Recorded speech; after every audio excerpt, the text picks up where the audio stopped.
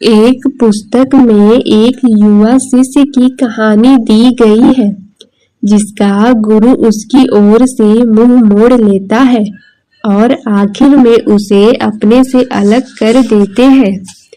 दुख के मारे उस बेचारे को कहीं कोई ठिकाना नजर नहीं आता।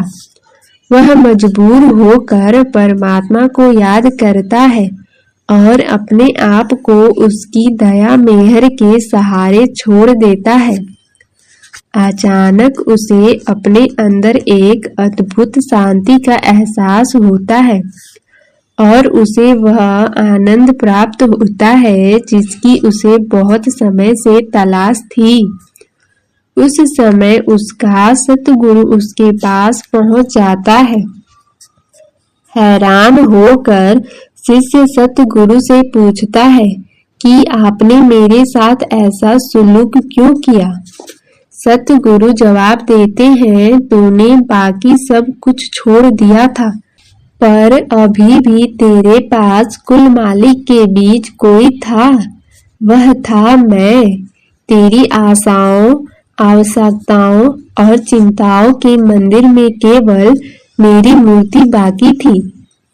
उस मूर्ति को तेरी आंखों से हटा देना जरूरी था,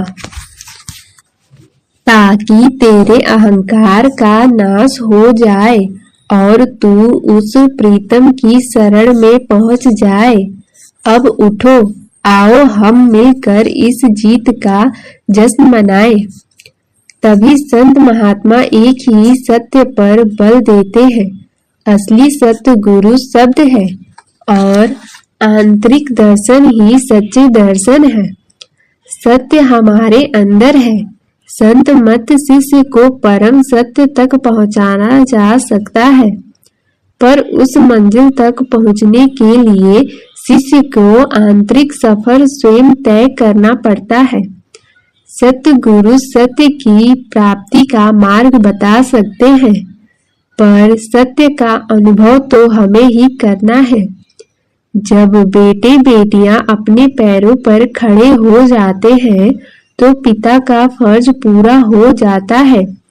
उस समय पिता को सबसे अधिक खुशी होती है कि उसने बच्चों का पालन पोषण करके अपना असली फर्ज पूरा कर लिया है।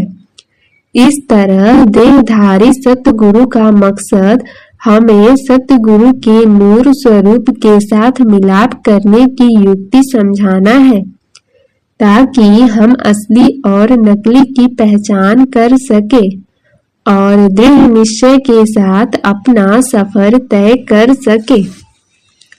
सच्चा सतगुरु शब्द है जो देह धारण करके इस भौतिक जगत में हमारे स्तर पर आता है, ताकि आंतरिक सतगुरु के साथ हमारा परिचय करवा सके और हमें अपने स्रोत तक वापस पहुंचा सके।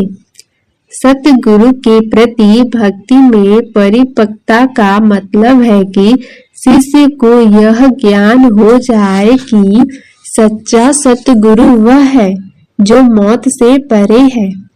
उसके साथ मिलाप का साधन भजन सिमरन है। भजन सिमरन ही वह साधन है जो सत्य के साकार रूप यानी सतगुरु से प्रेम करके हमें अंदर उस उच्च अवस्था तक पहुंचाने की प्रेरणा देता है।